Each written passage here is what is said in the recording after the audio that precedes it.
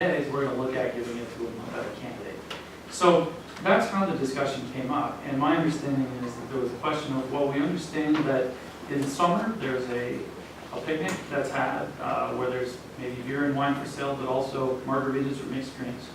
And perhaps there's one other event that might take place in the wintertime where the full Class B is being utilized, where a temporary picnic license to serve beer and wine really wouldn't serve the parish's needs.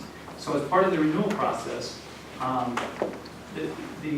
my advice to the village is to notice it that way and have the applicant appear before you on re-upping of the license with a request to renew, and merely ask them, we have this question for you concerning use, and we just want to determine whether or not under our ordinances it's being used, that we don't have these 120-day gaps, and if indeed it's only being used twice a year, then is there something collaborative we can do to find a different way to serve your needs?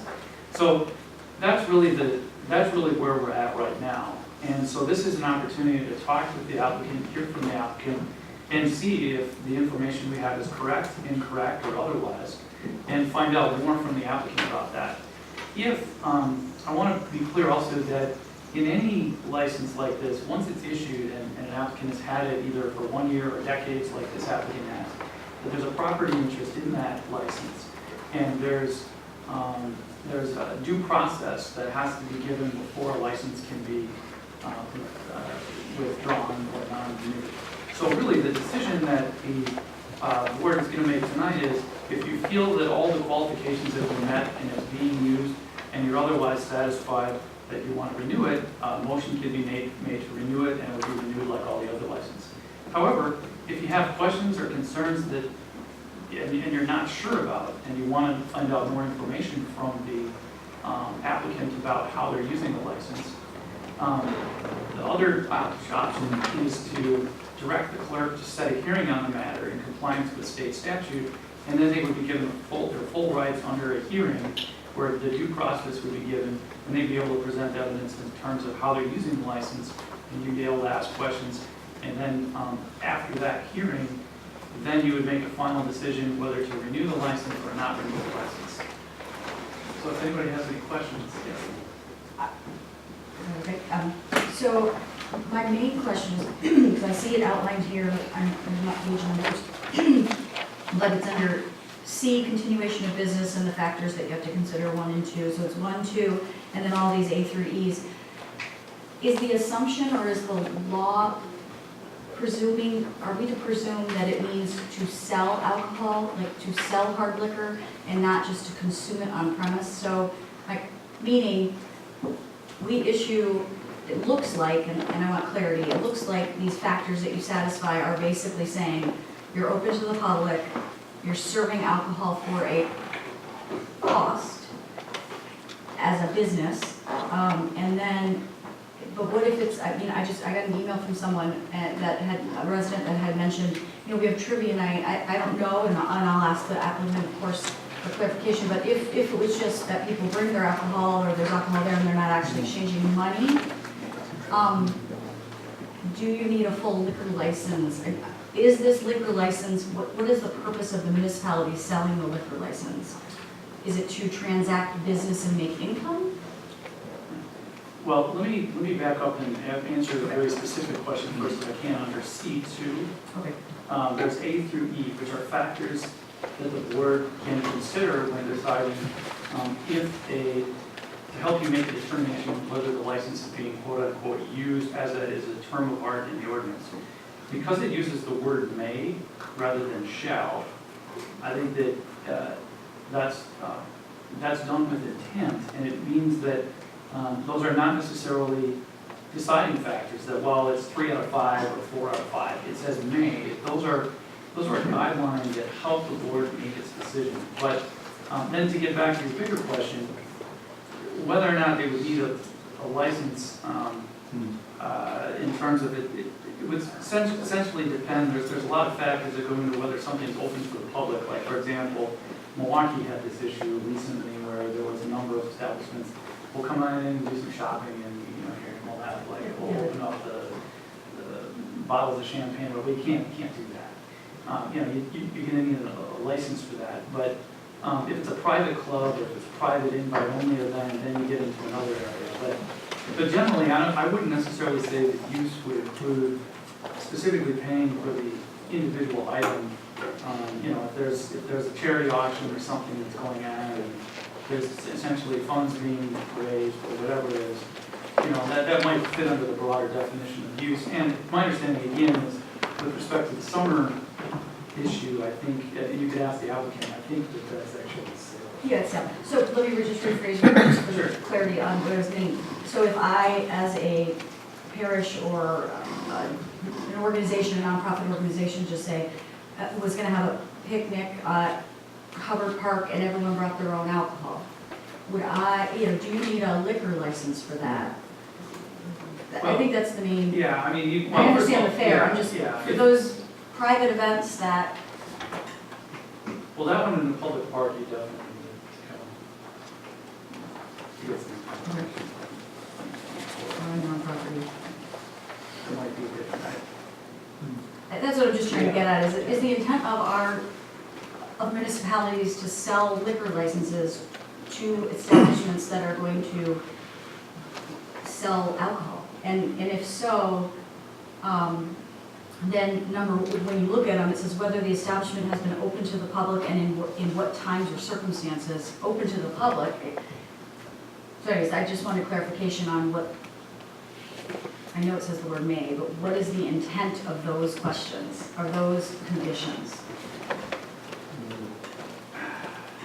Well, my understanding is I looked, I think that this, I tried to look at to see if we had anything in our archives as to when this ordinance was initially drafted. And I think it's at least 30 years old, because I couldn't find anything in our archives. And I wanted to see if I could find any of the minutes, you know, relating to the discussion related to that. But I think open to the public, you know, if you're having a charity auction, you know, anyone can come and participate. And that's, I would think, I don't think you would have to have a specific transaction, $1 for one drink or shot, to be open to the public necessarily. I think it's a little broader. At least that's the way I read substitute based on information. Well, charity events, they sell alcohol. Okay. So, and then the last question I had was, you said set a hearing. Who is the hearing? It would be here. With us? Yep. Same thing? Yep. Okay. But the reason that they have that two-step requirement under the statute is if the issue comes up, when an applicant comes before the board and say, hey, wait a minute, we may not renew this, the applicant may not have known what the issue was before they came in and said, okay, let's call a timeout, let's come back. Now they're on notice of what the issue for non-renewal is. Then you come back and present the case and have a more formal hearing where they have due process, because the courts over the years, decades have said that once an entity or a person has one of these, then they have a property interest in it, and so there has to be some kind of process. So it's a two-step. Trustee Mento? I had a question on non-use, not in this particular case, but if someone has a full Class B license, but they don't serve hard liquor, they're only serving beer and wine, does that constitute non-use, or is that establishment in using the license? I called and spoke to someone at the Department of Revenue on that specifically, Yeah. and they told me that they would not consider that non-use. But, So that was, we specifically called the DOR. right. But to follow up, again, if they were serving beer and wine open to the public, only, if you look at C, whether the establishment is attempted to be open to the public only intermittently, unless you're selling beer and wine, then I don't know that it follows. So Nathan, when you call the DOR, and they're like, yes, if you're selling beer and wine, then that you could legally be using your license. But I want to make sure that which one. I was asking specifically the full class B, which is the intoxicating. Right, so they're just saying, as long as you're serving something under these categories, that, you know, on and less than intermediate basis, then you are, okay, I think that's what you're That saying. was what the deal are. I think I lost you there, Okay, just at the very end. I thought I was following, but Jim, clarify my name. In terms, I think that the way I interpreted it was that as long as you're selling some alcohol, that you are indeed utilizing the full class. That's- Whether it's beer, whether it's wine, whether it's intoxicating liquor. So if you're selling, so a lot of places can't get their wine license because they're not selling food. So that's it. So then they get their full liquor license. But as long as they're selling wine or they're selling beer, I think what Attorney Bear has said is that DOR is saying, well, they're using it because those alcoholic drinks fall under that license. Then, so my question was, did they specify if they're not selling any of them on a regular basis? Well, that's what I wanted to say. that's the And non-use that's- part. And that is, that's specifically authorized by, there's a provision in chapter 125, I want a little light reading on the weekend, we'll try to go through that today. But it basically says that, that the local municipalities have a right to adopt regulations related thereto. And so that's how we get power from the legislature to do this. So it's a way that we can have some local Go ahead, just a Well, moment. Carrie, this trivia night situation in one of the churches, yeah, where participants carrying their own liquor or beer and drinking on it, that's not a license. You don't need a license, that's not the sale or distribution of liquor. So if that's all you're doing, you don't need a license. And can you carry in items to licensed premises? I don't see it in here, but we've Right, already places. discussed that, like carrying in bars where there have a license. That was my, yeah, that was exactly my Is that question, it? is that, Yeah. I don't know if the attorney's the right one to ask, but Well, I other mean, places, you know, I don't know if it's not allowed, but that's. Yeah, I mean, I think what we would probably want to do is look at those individual situations on a case-by-case basis and find out more information about if they're, is it invite only, is it open to the public, is it, how are they handling the alcohol once it's there, is it a corking fee, you know, there's a lot of individual things that you can dance around and kind of get where you want to be. And I do not want to give an official opinion without knowing the individual details on those. And my understanding is that the time for that would be a hearing if it were to be appealed. If we took action and then it were appealed, then that would be the time to go through those. Yeah, exactly. I don't, and it really doesn't affect them because I mean, if they have the full class B, they don't really have a problem now. I would like to ask applicant a couple questions, Lucia, unless you have some just. No, that was my question, we were in. Okay, is there someone from St. Robert's here? Okay, come on up, please state your name and your address for the record. Dan Whitman, 2212 East Menlo Boulevard. I'm here representing St. Robert. I'm a St. Robert parent. Commissioner, I have 3 kids at St. Robert now, 2 more on the way there if their liquor license gets renewed. What I did is I made a list. I think that answers a lot of the questions you had. Because we had a lot of the same questions. And these are a list of events that are currently planned and took place already in 2018 or are planned throughout the rest of the year. So we listed 2, assuming not sure if liquor counted or beer counted or wine, what it was, what it served at those events. And these are events that typically take place on an annual basis. So these aren't the one-off events. You know, we just recently had a retirement party for Father Dennis. We assume we're not going to have a priest retiring every year, or at least we hope we aren't.